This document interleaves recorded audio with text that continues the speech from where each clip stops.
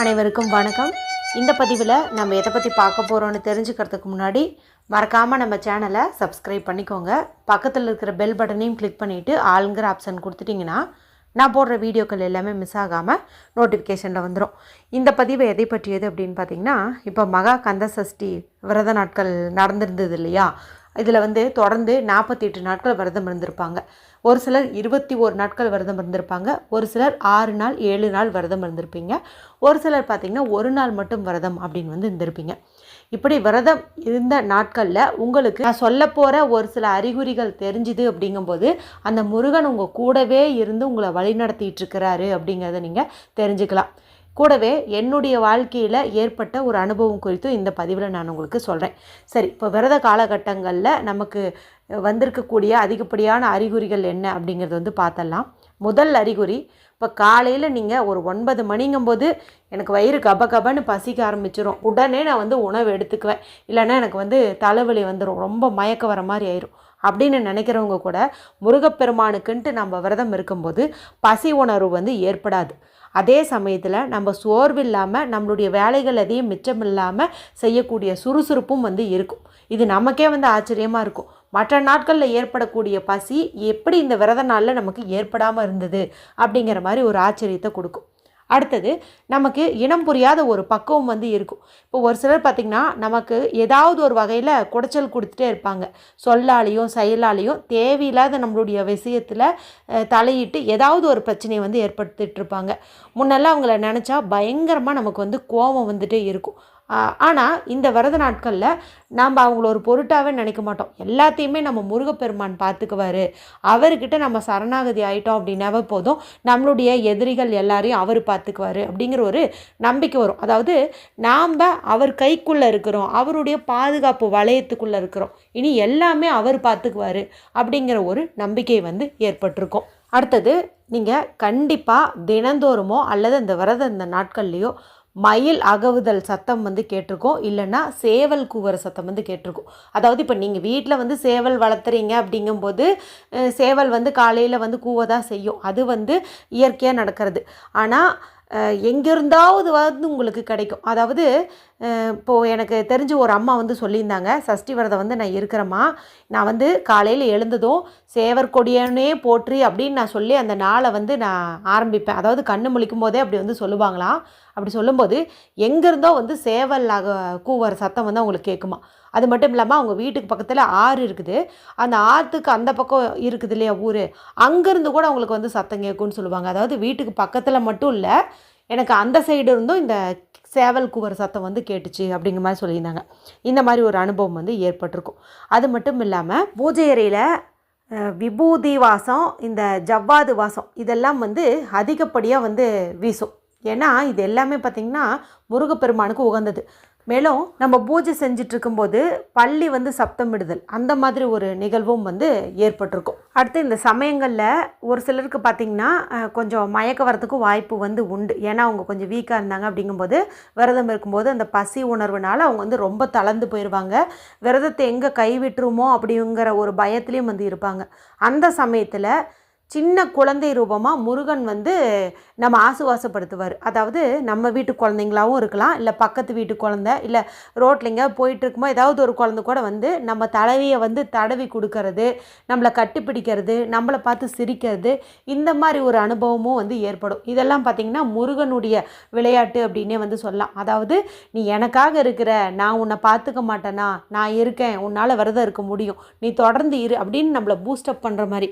அதாவது சோதனைகள் தந்து பின் சாதனைகளாக மாற்றக்கூடியவர்னு பார்த்திங்கன்னா முருகப்பெருமானை சொல்லலாம். அவருடைய திருவிளையாடலில் ஒன்று அப்படின்னே சொல்லலாம். நம்ம எந்த அளவுக்கு உறுதியாக மன உறுதியாக அதை ஃபேஸ் பண்ணுறோம், எப்படி பசியை தாங்கிக்கிறோம், சில சுச்சுவேஷன்ஸை தாங்கிட்டு விரதத்தை கண்டினியூ பண்ணுறோம் அப்படிங்கிறதெல்லாம் அவர் ஒரு பரீட்சை மாதிரி நம்ம வைப்பார். அதெல்லாமே நம்ம வாழ்க்கையில் யூஸ் ஆகக்கூடிய ஒரு விஷயமாக தான் இருக்கும். நம்ம இந்த பரீட்சையில் பாஸ் ஆகிட்டோம் அப்படிங்கும்போது எதையும் வெல்லக்கூடிய சக்தி வாய்ந்தவங்களாக மாறிடுவோம். அதனால தான் நம்மளை பண்படுத்துவதற்காக இந்த மாதிரியெல்லாம் ஏதாவது ஒரு நிகழ்வை ஏற்படுத்திடுவார். இன்னும் ஒரு சிலர் பார்த்திங்கன்னா பீரியட்ஸ் ஆகிருப்பாங்க.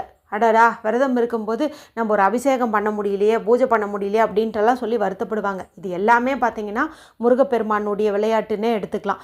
ஏன்னா பீரியட்ஸ் டைமில் சரி நம்ம தான் பீரியட்ஸ் ஆகிட்டோமே, நம்ம விரதத்தை விட்டுட்டு நம்ம அசைவம் சாப்பிட்லாம், இல்லை 3 வேளையும் சாப்பிட்லாம் அப்படின்னு நினைக்கிறோமா, இல்லை தீபம் தானே ஏற்ற முடியல, மனசுக்குள்ளே நம்ம முருகனை நினச்சிட்டு வழிபடலாமே அப்படிங்கிற உறுதியில் இருக்கிறோமா அப்படின்னு வந்து அவர் டெஸ்ட் பண்ணுவார். அடுத்தது, நீங்கள் இந்த விரதம் இருக்கக்கூடிய நாட்களில் உங்களுக்கு தேவையான உதவிகள், அது ஆஃபீஸ்லேயே ஆகட்டும் இல்லை வீட்டுக்கு பக்கத்துலேயே ஆகட்டும், எதுவாக இருந்தாலும் சரி, முருகனுடைய பெயர் கொண்ட ஒருத்தங்களால் உங்களுக்கு வந்து நடந்திருக்கும். அதாவது முருகப்பெருமானுடைய பெயர் இருக்கலாம், சக்திவேல்னு இருக்கலாம், சரவணன் இருக்கலாம், செந்தில்னு இருக்கலாம். முருகனுக்கு 1000 நாமங்கள் உண்டு. அதில் ஏதாவது ஒரு பெயர் கொண்ட நபர் தான்.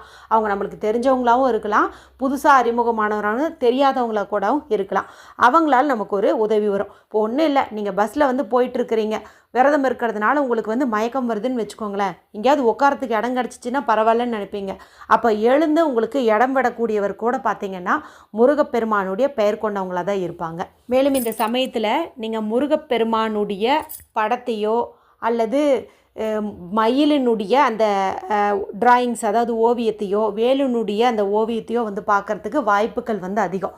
வேலும் மயிலும் துணைன்னு சொல்கிறோம் பாருங்கள். அதே மாதிரி நம்ம ட்ராவல் பண்ணிகிட்டு இருக்கும்போதாகட்டும், இல்லை ஏதாவது சும்மா டிவிலே பார்க்குறோம்னு வச்சுக்கோங்களேன், அங்கே வந்து முருகப்பெருமானுக்கு ரிலேட்டடான ஏதாவது ஒரு விஷயத்தை வந்து நம்ம பார்க்குற மாதிரி வரும். அதாவது இப்போ ரோட்டில் நம்ம போயிட்டுருக்கும்போது நாம்ளே இந்த கடைக்கு வந்து முருகன் பேர் வச்சுருப்பாங்க, அதை பார்க்குறோம். அந்த மாதிரிலாம் வந்து அர்த்தம் கிடையாது. நான் சொல்கிறது வந்து, நீங்கள் எங்கேயாவது ஒன்று போயிட்டுருக்கிறீங்க, மனசில் ஏதாவது ஒரு குழப்பம் வருதுங்கும்போது டக்குன்னு நீங்கள் பார்க்கக்கூடிய இடத்துல நம்மளுக்கு முன்னாடி போகிற பஸ்ஸில் முருகப்பெருமானுடைய ஸ்டிக்கர் ஒட்டியிருக்கலாம், அல்லது காரில் வந்து வேலும் மயிலும் துணைன்னு ஒட்டியிருக்கலாம், வேலுடைய சிம்பலும் மயிலுடைய சிம்பலும் வந்து பெயிண்ட் பண்ணியிருக்கலாம். இந்த மாதிரி ஏதாவது ஒன்று வந்து நமக்கு தெரியும் அப்படின்னு சொல்கிறேன். அடுத்து ஒரு முக்கியமான அறிகுறி, யாருக்கெல்லாம் இது இருந்ததுன்னு சொல்லுங்கள். இந்த சூரசம்ஹாரத்தப்ப சூரபத்மனை வந்து வதம் செய்வார் பாருங்க. அப்போ இனம் புரியாத ஒரு புல்லரிப்பு வரும். நம்ம உடம்பு பார்த்திங்கன்னா சிலுத்து போகும். நம்மளே வந்து அந்த வேளால் அந்த அரக்கனை கொன்னுட்டோம் அப்படிங்கிற மாதிரியும், நமக்கு தெரிஞ்ச இப்போ ஒரு படத்தில் எடுத்துட்டோம்னா ஒரு ஹீரோ வந்து ஒரு வில்லனை கொல்றாருங்கும்போது எப்படி ஒரு சந்தோஷம் மகிழ்ச்சியெல்லாம் வருது, அந்த மாதிரி நமக்கு தெரியாமல் நம்ம வயசையும் மீறி ஒரு உணர்வு பொங்கல் வந்து ஏற்பட்டிருக்கும். அப்படியே முடியெல்லாம் வந்து சிலுத்து போய் நின்றுருக்கும். இந்த மாதிரி அனுபவம் உங்களுக்கு ஏற்பட்டுச்சா அப்படின்னு வந்துட்டு சொல்லுங்கள். இன்னும் ஒரு சிலருக்கு பார்த்திங்கன்னா சூரபத்மன் அழிக்கும் போது ஆனந்த கண்ணீரே வரும். அதாவது நம்மளுடைய முருகன் ஜெயிச்சிட்டான் அப்படிங்கிற மாதிரி ஒரு ஆனந்த கண்ணீர் வரும். இந்த மாதிரி ஒரு அறிகுறியும் வந்து ஏற்பட்டிருக்கும். அடுத்து பார்த்திங்கன்னா முருகப்பெருமானுடைய திருக்கல்யாணம் அப்படிங்கிறது இது வரைக்கும் நான் பார்த்ததே இல்லை அப்படிங்கிறவங்க கூட இந்த முறை என்ன அற்புதமான ஒரு நாளில் தான், செவ்வாய்க்கிழமை நாளில் வந்திருந்தது. கண்டிப்பாக வந்தவங்க ஏதாவது ஒரு கோவிலில் அந்த பூஜையில் வந்து கலந்துருப்பாங்க. இது வந்து கண்டிப்பாக வந்து நடந்திருக்கும் அப்படின்னே வந்து சொல்லலாம். அவங்க திருக்கல்யாணத்தை வந்து பார்த்துருக்கக்கூடிய வாய்ப்பு வந்து அதிகமாக கிடச்சிருக்கும். இப்போ நான் சொன்ன இந்த அறிகுறிகளில் உங்களுக்கு எவையெல்லாம் ஏற்பட்டிருந்தது அப்படிங்கிறத என் கூட கமெண்ட்டில் வந்து ஷேர் பண்ணிக்கோங்க. சரி, இப்போது எனக்கு ஏற்பட்ட ஒரு அனுபவத்தை வந்து சொல்கிறேன். இந்த சூரசம்ஹாரத்தப்ப எனக்கும் வந்து உடம்புலாம் சிலுத்து போச்சு, அதே போல் வந்து கண்ணீர் வந்தது. இது ஒரு அறிகுறியாக வந்தது.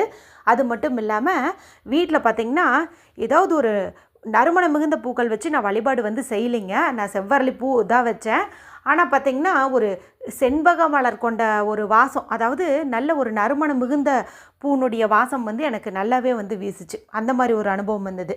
அடுத்தது பார்த்திங்கன்னா விரதம் நிறைவு நாள், அந்த திருக்கல்யாணம் இருந்தது இல்லையா செவ்வாய்க்கிழமை. அப்போ காலையில் எழுந்து குளித்து முடிச்சதையுமே பார்த்திங்கன்னா எங்கள் வீட்டுக்கு திடீர்னு 2 கெஸ்ட்டு, அதாவது எங்களுக்கு சொந்தக்காரங்க தான், ஆனால் அவங்க இன்றைக்கி தான் வருவாங்க அப்படின்னே தெரியாது. எங்களுக்கு வந்து பத்திரிக்கை கொண்டு வந்து தராங்க, திருமணத்துக்கு வந்து அழைக்கிறதுக்கு வராங்க. கையில் பார்த்திங்கன்னா முருகப்பெருமான் படம் போட்ட பத்திரிக்கை, முருகப்பெருமானுடைய பாடல் தான் அந்த பத்திரிக்கையிலையும் வந்து இடம்பெற்றிருந்துச்சு. அது மட்டும் இல்லாமல் எனக்கு என் கணவருக்கெல்லாம் பார்த்திங்கன்னா புடவை, வேஷ்டி துண்டு இதெல்லாம் வந்து வச்சு கொடுத்து எங்களை வந்து வரவேற்கிறாங்க. எனக்கு அப்படியே உடம்பெல்லாம் ஒரு மாதிரி ஆயிடுச்சு. முருகப்பெருமானுடைய திருக்கல்யாணம் அன்னைக்கு நம்மளை வந்து தம்பதி சகிதமாக வந்து புடவை வேட்டி வச்சு பத்திரிக்கை கொடுத்து அழைக்கிறாங்களே அப்படிங்கிற மாதிரி ஒரு மாதிரி ஆயிடுச்சு. வந்திருக்கிறது முருகப்பெருமானே இருக்குமோ அப்படிங்கிற அளவுக்கெல்லாம் என் மனசு வந்து தோணுச்சு. இந்த மாதிரிலாம் ஒரு எக்ஸ்பீரியன்ஸ் வந்து என்னுடைய வாழ்க்கையில் வந்து ஏற்பட்டுச்சு.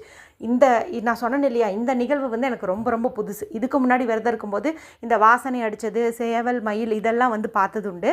ஆனால் இது மாதிரி எனக்கு ஒரு கிஃப்டாக கொடுத்து எனக்கு மகிழ்விச்சது அப்படின்லாம் பார்த்திங்கன்னா இதுதான் முதல் முறை அப்படின்னு வந்து சொல்லலாம். என்னால் விவரிக்கவே முடியல, அந்தளவுக்கு நான் வந்து ரொம்ப ரொம்ப சந்தோஷமாக இருந்தேன்னே சொல்லலாம். விரத நாட்களில் உங்களுக்கு ஏற்பட்ட அனுபவங்களையும் என் கூட வந்து கமெண்ட்டில் ஷேர் பண்ணுங்கள். நானும் பார்த்து தெரிஞ்சு சந்தோஷப்பட்டுக்கிறேன். இந்த வீடியோ உங்களுக்கு பிடிச்சிருந்ததுன்னா லைக் பண்ணுங்கள். மற்றும் ஒரு பயனுள்ள பதிவில் உங்களை சந்திக்கிறேன். நன்றி, வணக்கம்.